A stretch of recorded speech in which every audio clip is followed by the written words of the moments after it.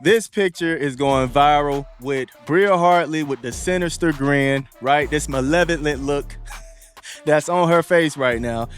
Clearly smiling after injuring Sophie Cunningham, man. The image is everywhere. Bria Hartley turning away from the play, a curl at the corner of her mouth, and Sophie Cunningham being helped off the floor just behind her. A split second frozen into a storyline. Dirty hit or unlucky collision, suspension or nothing to see here. Tonight, we're not just replaying a clip, we're unpacking how a single moment sent the Fever season tilting and then somehow snapped it back into place. Sophie Cunningham, oh man, I gotta tell you, this victory, it came with a big price. From the baseline angle, it looked routine. Hartley attacked downhill through a crowded lane. Bodies tangled, momentum carried straight into Cunningham's right leg. Then the sound you never want to hear in an arena. Tens of thousands of people going silent at once. Is the play that just occurred. That's like she tries to slide over right there, and Hartley just kind of falls and makes collision with that lower leg. You see her immediately grab it. And she went down hard and was clearly in a lot of pain. Sophie grabbed her knee, tried to sit up, and folded again. Trainers sprinted out. Teammates circled. The arena held its breath. Moments later, the announcement. Out for the night. Back to the locker room. No review on the floor. Play on. When Cunningham is down, my goodness.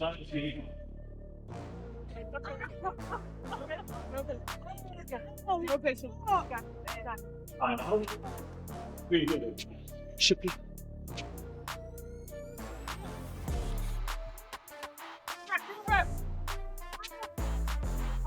You know, scary moment as we went to commercial. Sophie Cunningham hit the floor hard, and she is being helped off the floor, heading back to the locker room. That non-review became its own spark. Fever fans didn't just see an injury, they saw a system asleep at the wheel. Social feeds lit up. How did this not trigger an automatic look? Why wasn't there a stoppage?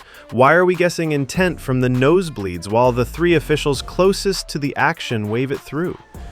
When a league talks about protecting players, this is the test. What happens in the 50 seconds after impact? It looked bad. She's going to be done for the year. I don't know how much longer the Indiana Fever can continue to survive with these injuries. I just have to be honest. I got to be real. We lost Sydney Colston to a torn ACL. Ari McDonald broken bone in her foot. Caitlin Clark has played like 12 games all year or something like that. Dewana Bonner scammed us. I mean, it's been a complete shit show, to say the least. It's been a shit show. Zoom out, and the stakes get heavier. Indiana's margin for error was already tissue thin. Caitlin Clark was out. Ari McDonald, done for the year. Sydney Colson, out too. The Fever's guard rotation has been a game of musical chairs for weeks, and Cunningham's role inside that chaos mattered more than her box score. She's their edge, their connective tissue, the veteran voice that tells everyone else, breathe, then bite down, remove that, and the whole structure wobbles. Then the camera found Hartley, not the collision, what came after. A glance, a grin, a step away from the wreckage. Was it disbelief? Frustration? That weird involuntary face people make when adrenaline spikes? Maybe. But the frame didn't come with context, it came with timing, and timing is everything. For a lot of fans, that image converted suspicion into certainty, not just a reckless play, not just a bad outcome, a smirk. This is Bria Hartley right here, grinning from ear to ear with Sophie Cunningham smiling. I mean, that's despicable, folks. There's no other way to look at it. Yeah, how about this right here? That chick grinning after Caitlin Clark got slammed to the ground. And then this chick. I mean, really? Unbelievable. Context matters, and Hartley's context is messy. If this were a player with a spotless tape, maybe everyone shrugs and says, unfortunate. But highlight packages don't forget. The hair yank during a rebound, the scuffle that led to an ejection, the jawing, the chippy edge, the running file of not again moments that, fair or not, have built a public persona she can't control. One clip doesn't define a career. A pattern of clips defines a perception. and perception is the currency the internet trades in. Cunningham's family added fuel. Her sister called out the officiating, the fines, the double standard that punishes players for talking about inconsistency instead of fixing it. Her mom posted even more bluntly before later deleting. But the words were out, and they mirrored the mood in Indianapolis. We are not protected. And when we say we aren't, we get punished for saying it. Fans echoed it. Loud. If roles were reversed, they argued, are we still skating past replay? Are we still shrugging this off? Sophie's sister Lindsay and her mom Paula. At WNBA, maybe you should focus less on fining players for commenting on your poor officiating and more about hiring officials that are able to call a consistent game, protect your athletes. Pathetic. Praying for you, Sophie Cunningham. Yeah, officially, my two favorite players in this league that I really love to, particularly love to pull for, they're both out now. And it did not look good. No word on that, by the way. Let's be honest. Intent is the slipperiest word in basketball. You can't measure it in slow motion, and yet leagues make intent calls all the time. Common, flagrant 1, flagrant 2, suspend, don't suspend. The standard can't be vibes and viral frames, it has to be triggers and thresholds. High-risk contact to the lower body, automatic look. Player safety in question, stop play. Reputation check, irrelevant. You review the action, not the actor. If the WNBA wants to de-weaponize the discourse, that's where to start. Protocols you can see being enforced in real time. They got a damn lawsuit. It is Sophie as well. It's Sophie as well. Just the amount of calls, the way she's been treated. Watch it. 60. I mean, just immediately. First, look at this. Instantly into the game. Instantly. Immediately, Sophie got hammered. They had a target to hurt Sophie. She was targeted by this team for a reason. They wanted to hurt Sophie. They made it their business to hurt Sophie. Back to the game. No Clark, no Ari, no Colson, now no Cunningham. Connecticut, one of the league's most physical teams, had already shoved the scoreline to 21. Everything about this screamed, pack it in. And then, Kelsey Mitchell detonated the narrative. At halftime, she had 4 points. 4. After halftime, she turned into the kind of scorer that rearranges a season. 34 after the break. 38 total. Tying her career high, the most anyone's hung this year. 11 of 22 from the field, 5 of 8 from deep, 11 of 12 from the stripe. Every possession that could have broken Indiana, she bent the other way. In overtime, she opened with the first 10 points. Bang, bang, breath, another bang, and you could feel the Suns' confidence leak out of the building. Sophie Mitchell has a new career high.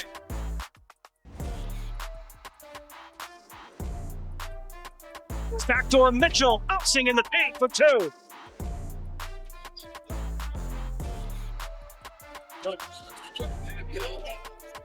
Kelsey Mitchell, the pig is snatched up. Mitchell squeezing through for 2 at the foul.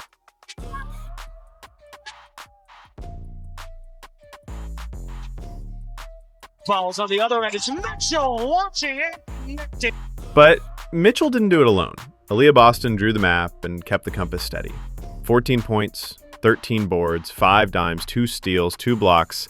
Against a front line that usually lives at the rim, Boston stole extra possessions and kept the paint clean. Her kickouts became oxygen for Mitchell, little windows where a star could see again. That's what leaders do on nights like this. They slow the chaos down so everyone else can speed up. Odyssey Sims swung the tempo, 19-7 and a hand on the steering wheel all fourth quarter. When the Fever needed a second creator, she took the reins, attacked a seam, forced help, and punished the rotation. Her pace made Connecticut guard the whole floor instead of just the hot hand. Mabry knifes off the screen. Charles is doubled. And Indiana looks like they're in a zone right now. Kick out and stolen by Mitchell. Explodes 2-on-1. Sims elevates for 2 and a foul. Bug with their point guards. This is where you have Odyssey Sims coming in. Kelsey Mitchell making a great heads-up play here, but Odyssey Sims has done a great job early on coming in. And sometimes the turning play is the one that barely blips the ticker. Lexi Hull's corner 3 in overtime was that play. Not the loudest shot, just the one that tilted the outcome from possible to probable. An assassin, Kelsey Mitchell. Every game is a home game. Listen to the crowd in Connecticut. Final score in overtime. Fever 99, Sun 93. And Indiana completes the greatest comeback in franchise history. Final. Fever 99, Sun 93. Biggest comeback in franchise history, the kind of line you usually read with your jaw open. But the numbers don't capture what it felt like in the huddle, in the tunnel, in the locker room afterward, when Stephanie White stood in front of a team held together with tape, belief, and stubbornness, and told them plainly that nights like this are why they never get counted out. You could hear it in her cadence. This wasn't motivational poster stuff. This was receipt keeping. I'm so proud of you. I'm proud of you too. Proud of you. I'm so proud of you guys. We will never be counted out because that is worth going. Even the voices not in the room found a way in. Caitlin Clark, away from the team, chimed in on social with 3 words and a heartbeat. Battled, battled, battled. Then a simple, so proud. Simple hits hardest when it lands after chaos. Cunningham added her own salute. Unfiltered joy for Kelsey freaking Mitchell. Proof that a teammate's success can be the antidote when your own night ends in a training room. Sydney Colson did what she always does. Found the humor valve. Down to 4 players. But we ball. Laughter as glue. Here's the bigger truth that cuts beyond any single controversy. Unity is a skill. People assume it shows up when you're winning. It doesn't. It gets taught in nights like this one, in the 5 minutes after a collision when the oxygen gets thin, in the 3 possessions after you cut a lead from 21 to 15 and the building starts listening again, in the 10 seconds before a role player rises from the corner and decides to shoot like the result depends on it, because it does. Listen, Sophie Cunningham was targeted, y'all. I'm telling you right now, Sophie Cunningham was targeted by Bria Hartley, and it just is what it is. It is what it is. I don't want to sit here and play games and act like, you know, she wasn't. She was targeted by Bria Hartley, and that's just the fact of the matter. And people can act like it's not all they want. I told you guys this girl was a dirty player, and that's all she did today was show how dirty she is. None of that erases the question at the center. Should Bria Hartley be suspended? Reasonable people will split. If you argue no, your best case is that basketball is a contact sport, that feet get tangled, that slow motion can make incidental look intentional, and that you cannot legislate smiles. If you argue yes, your case is about risk and responsibility. Lower leg contact is dangerous, the angle was reckless, and when a player has a stack of prior incidents, the bar for intervention shouldn't be higher. It should be clearer. Guys, it's despicable. It really is. There's a lot of people celebrating this injury. And guess what? You can imagine who it is. It's members of the old WNBA fandom, the ones that root for Paige Beckers and Angel Reese and Asia Wilson and all the usual damn suspects. Here's what isn't debatable. The process failed the moment play resumed without a second look. You can't control every collision, but you can control what the officials are required to do after a high-risk impact. Clarity doesn't end debate, but it ends the shouting match over whether anybody cared enough to try. Indiana couldn't wait for clarity. They made their own. That's why this game already feels bigger than a midseason win. The Fever didn't just steal 2 in the standings. They rewrote the vibe around a team that could have spent the rest of the week doom scrolling.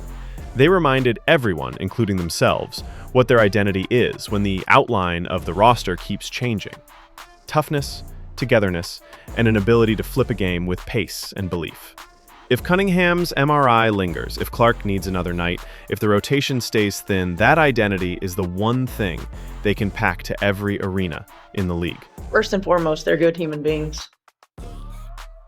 You know, they're selfless, they're tough. They don't care who gets the credit. They don't care whose day it is. They got something inside of them that you just can't teach. And, you know, they bring it out of each other. And it allows us to go through these incredibly tough times that we're going through, and always gives us a chance. As for Hartley, the court of public opinion moved fast because the image moved fast. That's how this works now. But the league can still move correctly. If the contact meets the standard for a flagrant upgrade or supplemental discipline, act and explain. If it doesn't, say why in detail. Either way, recenter the conversation on the thing everyone claims to want. Safer games decided by basketball, not by borderline collisions we only understand on the third replay 20 minutes later. Hit pause.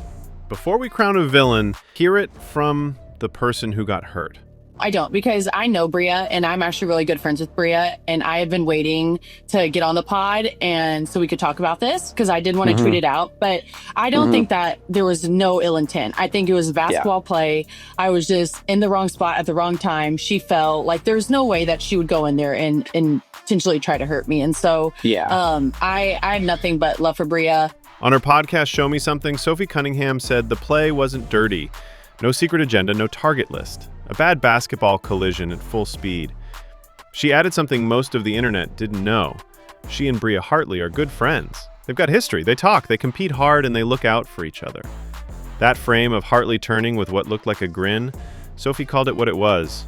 An oh no, I'm sorry face, not a laugh at an injury. And I think that smile, it wasn't like it was like ooh, you know, like one of those. So I'm totally fine. That doesn't erase the scary fall or the way your stomach drops when a knee is involved. It does change what the moment meant to the two people inside it. Intent matters, and in this case, the player who went down is telling you straight, no intent to injure. So the storyline shifts. This isn't throw the book at a villain, it's fix the process so high-risk lower leg contact automatically gets a second look. And stop letting single frames write the whole script. You can hold two truths at once. The collision was dangerous and deserved immediate review. It wasn't malicious, and the smirk wasn't mockery. If you were one of the folks who jumped Hartley based on that still, that's understandable. Images hit faster than context. But this is the part where we do the grown-up thing and update our take. Sophie has. The league should too, by tightening the review triggers so players are protected without turning every tough play into a trial by screenshot. One more note on the human side. It's easy to turn a play into a morality play. Villain, hero, martyr, avenger.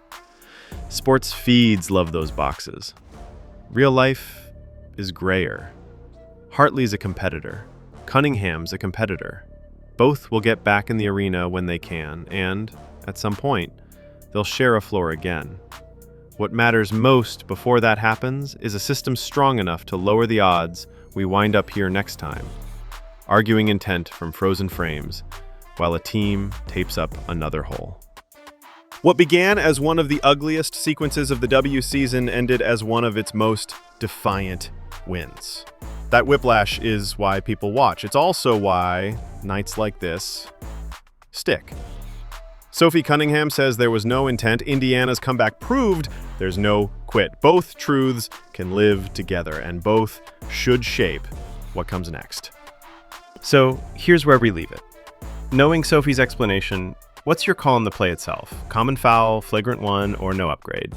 But with an automatic lower leg review baked into the rules. Drop your verdict in the comments. If you're new here, make sure you're subscribed with notifications on so you don't miss our follow-ups on Sophie's status, the Fever's push, and any league tweaks to the review process. However this shakes out, we'll be right here to break it down.